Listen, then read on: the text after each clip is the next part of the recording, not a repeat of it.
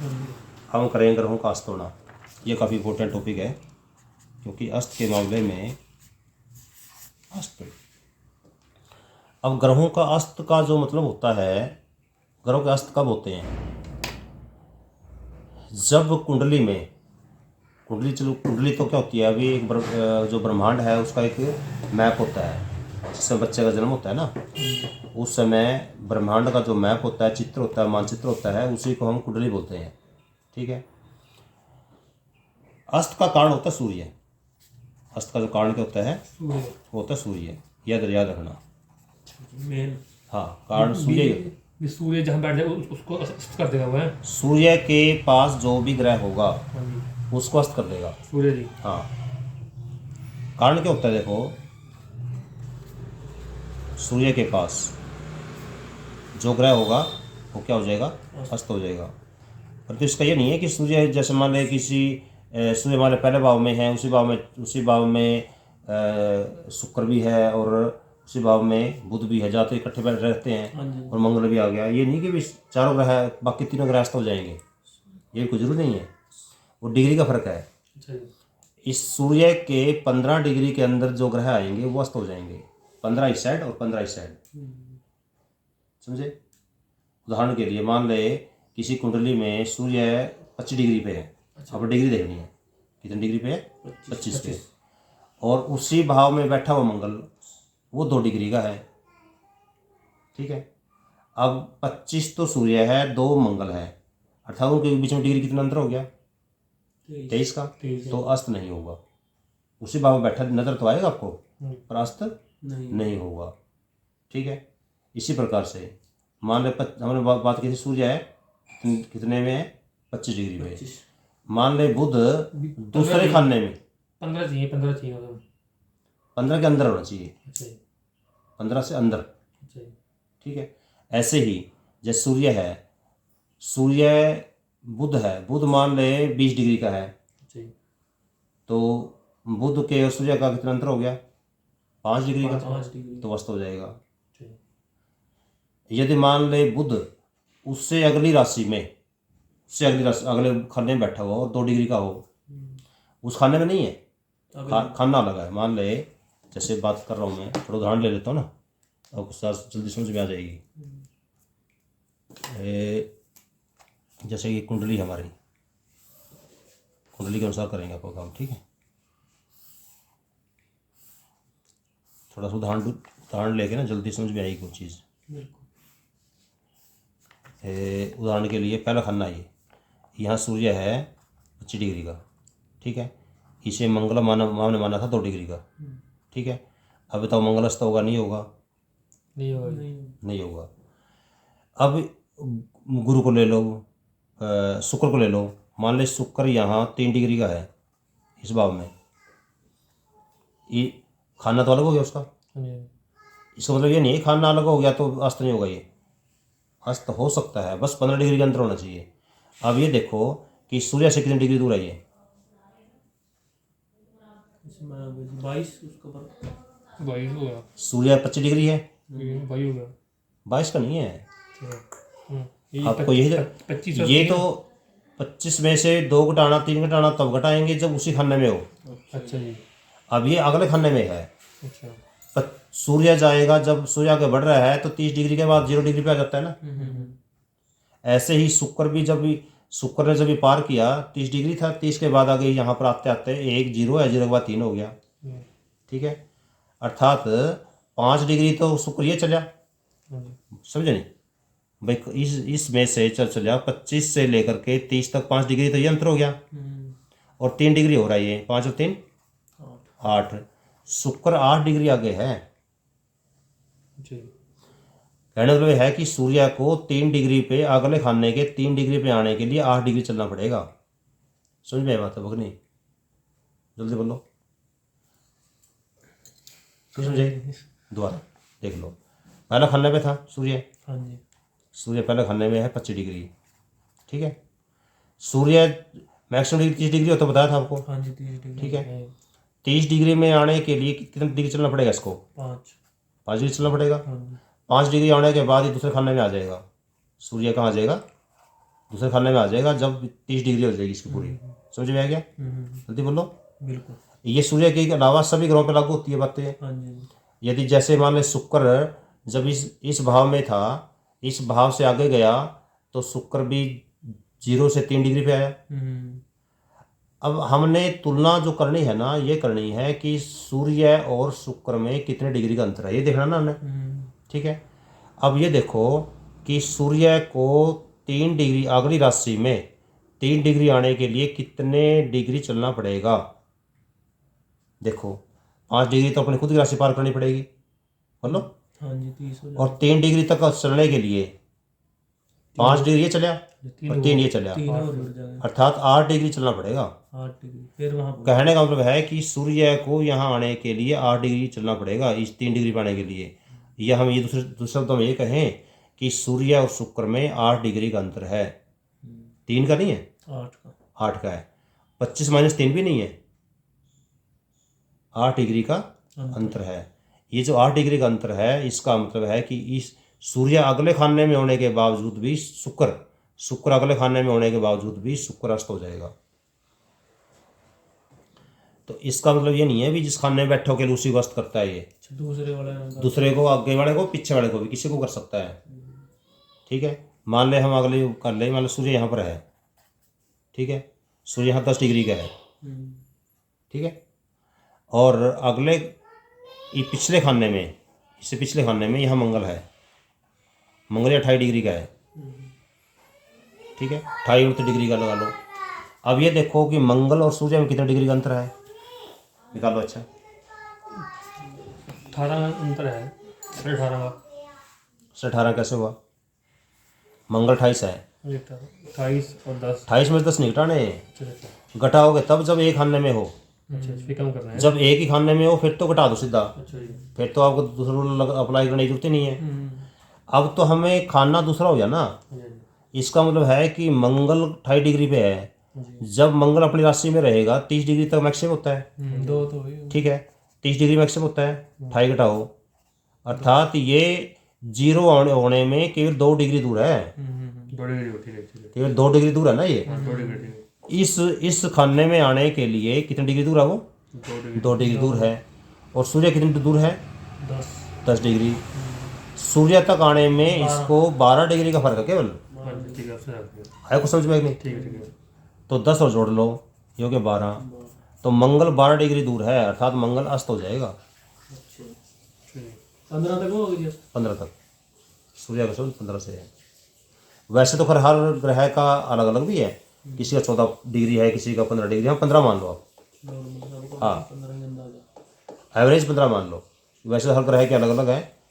अच्छा, एक चीज़ खास रहेगी, सूर्य के पास जो चंद्रमा आएगा अस्त नहीं होगा, पीड़ित हो जाएगा। चंद्रमा कभी अस्त नहीं होता, ये पॉइंट नोट कर लो। सूर्य और चंद्रमा कभी अस्त नहीं होते, नोट कर लो। सूर्य और चंद्रमा अस्त नहीं होते, पीड़ित होते हैं वे, हाँ, ठीक है, अस्त नहीं होते। ठीक है, ये पॉइंट समझ में आ गया आपको? सूर्य चंद्रमा अस्त नहीं होते। बाकी अस्त होने के लिए, जैसे सूर्य यहाँ पर 10 डिग्री मानना हमने, यदि यहीं पर ही बुध इसी खाने में 20 डिग्री का हो, अच्छा, बताओ अस्त होगा नहीं होगा? बुध 20 डिग्री का हो इसी खाने में, सूर्य वाले खाने में ही, सूर्य और बुध में कितने डिग्री का अंतर हो गया? मान लो यहीं पर बुध 20 डिग्री का है, ठीक है, तो बुध में सूर्य में कितना अंतर हो गया?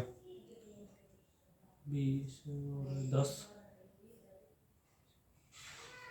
20 - 10 10 का हो गया जी। 10 डिग्री का हो गया, तो अस्त होगा नहीं होगा? 10 तक तो हो जाएगा, अस्त हो जाएगा। 15 तक नहीं होना है। 10 में अस्त हो जाएगा, 10 में तो हो जाएगा। ठीक है, अच्छा जी, 15 तक होगा जी, 15 तक करना है। 15 तक अच्छा, इसका करना है। एवरेज 15 है। अगर 5 वैसे हर ग्रह के अलग अलग है। अगर 5 हो गए तो होगा 15 से कम। अच्छा, 15 कम होना चाहिए। हाँ, सूर्य के जितने नज़दीक होगा उतना अस्त होगा, सीधी बात है। 15 डिग्री होने के बाद वो दूर हो जाएगा, दूर हो जाएगा, फिर अस्त नहीं होगा। मान ले 2 डिग्री का अंतर पे है, अस्त पक्का है। अब अस्त का मतलब देखो क्या है यहाँ पर, देखो उदाहरण के लिए, जैसे रात को हमें तारे दिखाई देते हैं। तारे क्या हैं? तारे भी सूर्य ही हैं विज्ञान के अनुसार, तो सारे ये भी सूर्य ही हैं। ये अलग अलग, जैसे हमारा हमारा ब्रह्मांड सूर्य वाला है, ठीक है, सूर्य के ब्रह्मांड है, सूर्य के ग्रह हैं, ठीक है, उपग्रह है सूर्य के। ये जैसे पूरा सूर्य अपने पूरे सौर मंडल को साथ लेकर के घूम रहा है, ठीक है, ऐसे भी पता नहीं कितने सूर्य हैं जिनके अपने अपने सौर मंडल हैं। जैसे हमारा सौर मंडल है ना, हमारे धरती पे जीवन है, बाकी और ग्रहों पे जीवन नहीं है, वहाँ भी सूर्य होंगे। ऐसे ही पता नहीं कितने सूर्य हैं, अनगिनत सूर्य हैं, और हर एक सूर्य का अपना सौर मंडल है, उनके अपने अपने ग्रह हैं, उनके अपने अपने उपग्रह हैं। हमारा जो सूर्य है, इससे बड़े बड़े सूर्य बहुत हैं, इससे बड़े, हमारे सूर्य से भी बड़े बड़े ग्रह हैं, बड़े बड़े सूर्य हैं। अब वो इतने दूर हैं कि उनकी रोशनी यहाँ तक आने में कई कई वर्षों लग जाते हैं।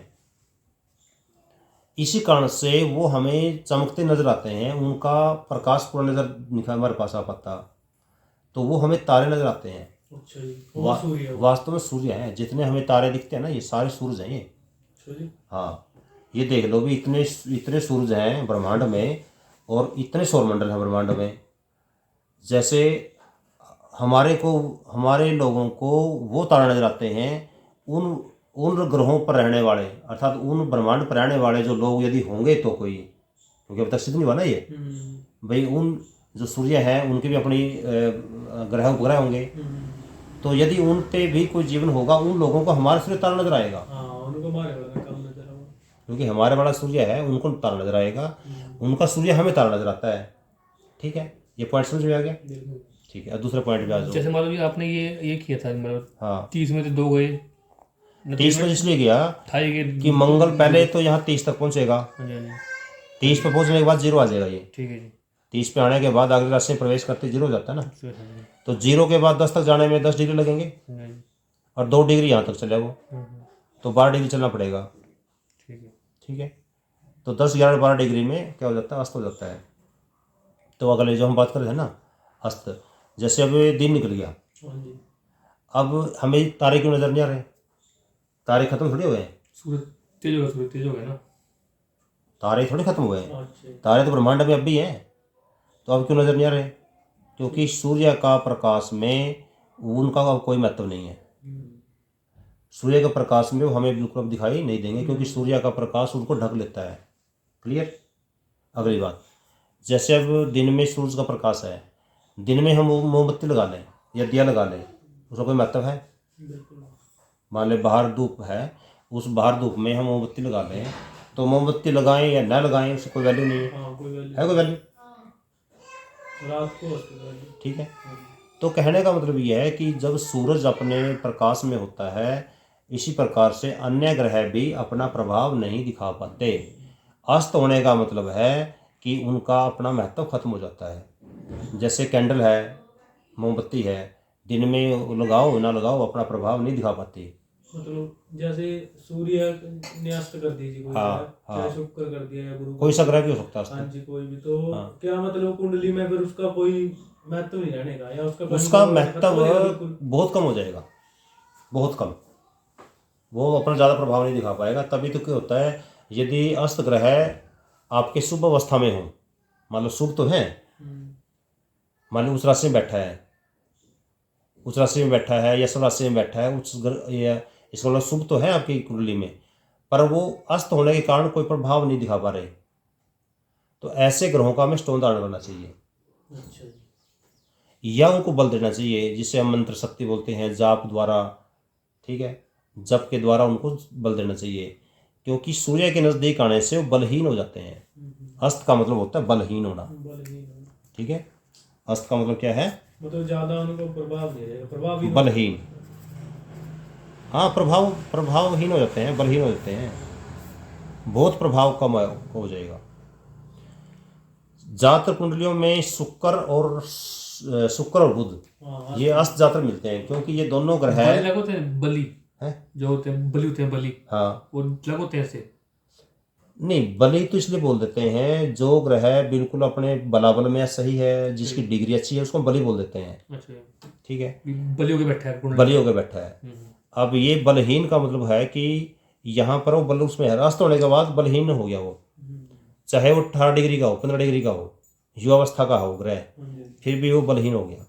डिग्री कोई नहीं फिर मायने रख दी। डिग्री करेगी। अब कैंडल चाहे 10 रुपये की लगाओ, चाहे 100 रुपये कैंडल लगा लो, सूरज के सामने सब जीरो है। हाँ, प्रभाव तो कोई है नहीं। सूरज के सामने चाहे 2 रुपये की मोमबत्ती लगा लो आप, चाहे 100 रुपये की मोमबत्ती लगा लो, उस मोमबत्ती का कोई अर्थ नहीं है जब सूरज निकला हुआ हो।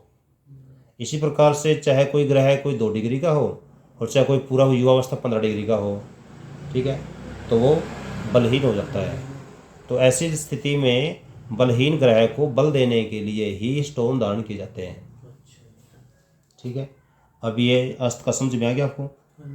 यदि समझ में आ गया तो ये क्वेश्चन है मेरे कि ये बताओ कि जो ग्रह है वो अस्त किस ग्रह के कारण होते हैं?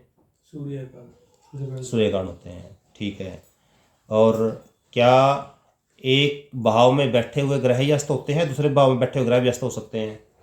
हो सकते हैं। यदि वो सूर्य के नज़दीक पड़ते हों तो वो भी अस्त हो सकते हैं। क्लियर? और यदि वो डिग्री में सूर्य से दूर हों तो एक ही भाव में बैठे हुए ग्रह भी अस्त नहीं भी हो सकते हैं। जैसे आपको बताया था अभी, भाई मान ले सूर्य 25 का है, मंगल 2 का है, तो अस्त नहीं होगा, एक ही भाव में बैठने के बावजूद भी नहीं होगा। ठीक है, तो इस प्रकार से हमने ये देखना होगा कि वो कितने, जितना ज़्यादा नज़दीक होगा उतने ज़्यादा उसका प्रभाव अधिक होगा, अस्त का प्रभाव। मान ले सूर्य 10 डिग्री का है, बुध यहाँ 9 डिग्री का हो, तो बुध अस्त होगा और इतना अधिक अस्त हो जाएगा कि प्रभाव बिल्कुल जीरो हो जाएगा। इसी प्रकार से बुध यदि यहाँ पर 2 डिग्री का हो, बुध क्या हो 2 डिग्री का, तो 8 डिग्री दूर हो गया, तो 8 डिग्री दूर होने का अस्त हो गया, पर थोड़ा प्रभाव दिखाएगा। अस्त होने के बाद भी अपना प्रभाव, क्यों? क्योंकि वो थोड़ा दूर है।